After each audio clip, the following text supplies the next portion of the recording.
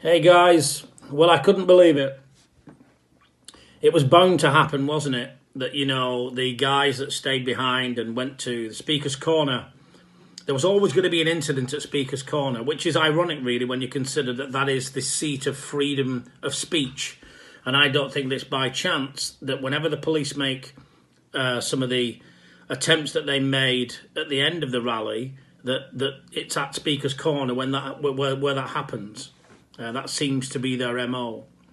But of course, anyone with any knowledge of personal safety and public order would also know that the police had absolutely no reason to go into that situation. If you look at the footage at Speaker's Corner, there is nothing going on that's unlawful. You've got some people that are enjoying themselves, which we're entitled to do as human beings. We're entitled to gather peacefully. We're entitled to speak freely. And we're entitled to gather as a community, wherever we like. Those are our innate freedoms, not given to us by any government.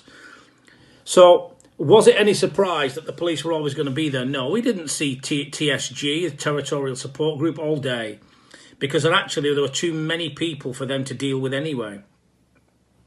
And in reality, you're now getting groups that are exercising their own rights and realising that they don't have to be hit with batons and beaten with batons by people who are acting unlawfully. Because when people are protesting peacefully, there's no reason to escalate that situation. So what you saw at the end of the day was literally the police sacrificing some of their own officers into a situation that had absolutely no purpose.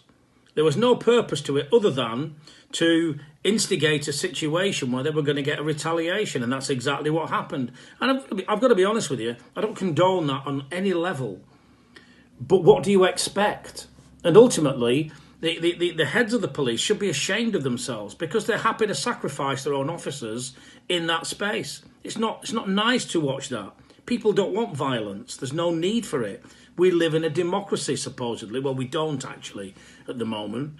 And so was it any surprise then that the moment that these officers got pushed away and were on the receiving end of people that are fed up with them, which just simply destroys the relationship even more for those that want it to go in that direction.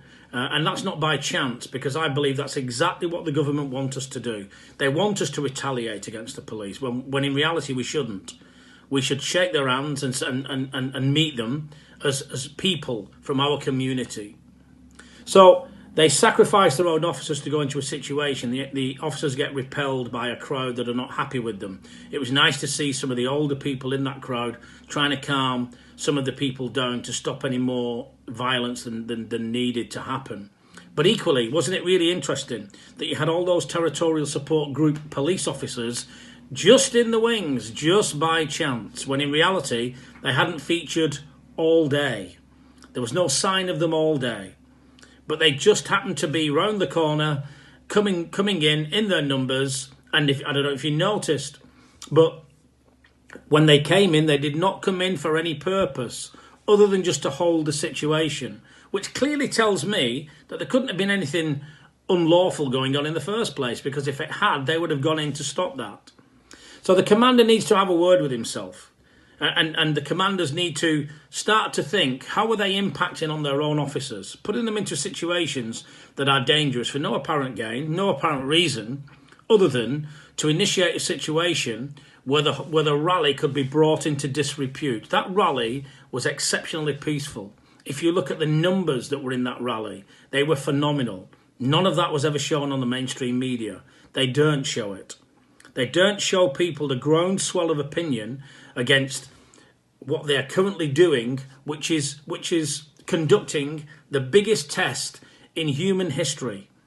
The biggest test of something that they call as a vaccine, but in reality is not. This is a test on humanity, and it's unprecedented. And so they don't show that. To actually see what's going on in England, you have to watch Sky News from Australia and some of those outlets. So the bottom line is, if you're a police person, you should be asking, why are they putting you in that situation? Why are they prepared to sacrifice you as pawns in their game?